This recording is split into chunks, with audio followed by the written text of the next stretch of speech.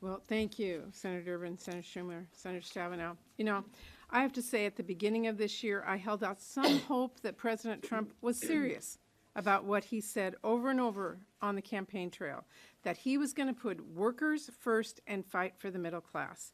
And I hope that maybe, just maybe, Republicans in Congress would take those promises seriously too and work with us as Democrats to make them a reality. But instead, as Senator Schumer and Durbin said, this year more than ever, Republicans have made clear exactly what it is they want to do.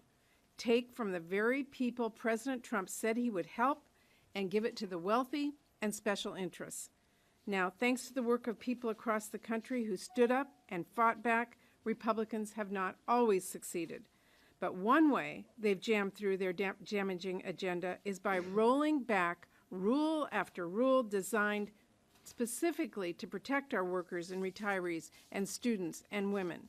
Instead of helping workers left behind in today's economy, Republicans made it easier for corporations to hide workplace dangers from workers, putting those workers' lives at risk. And they rolled back that rule simply designed to help make sure that everyone, men and women, get paid fairly on the job. Instead of dealing with the retirement crisis, keeping workers up at night, Republicans took away options to help them save for their retirement.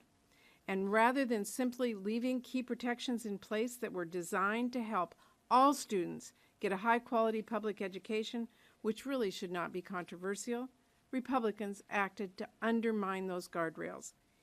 Even though millions of men and women get affordable quality care at Title X family planning clinics, each care that they otherwise might not be able to afford, Republicans bowed to extreme right-wing ideology and made it possible for states to discriminate against providers when making funding decisions, a choice which could leave people who are most in need of care going without. Now, that's a long list of damage done to the middle class, to Democrats and Republicans and people across the country. And I could keep going. There was a lot more. With so many middle-class workers and families are being hurt by these policies, it's really worth asking, who got the help? Just like the Republican tax bill, the answer is already clear. Those at the top. Massive corporations that care more about boosting profits than treating their workers fairly. And special interests that drown out women who can't access health care they need and children who all deserve a quality public education. So this isn't a mystery. It's very clear who Republicans are putting first and who, frankly, isn't on their list at all.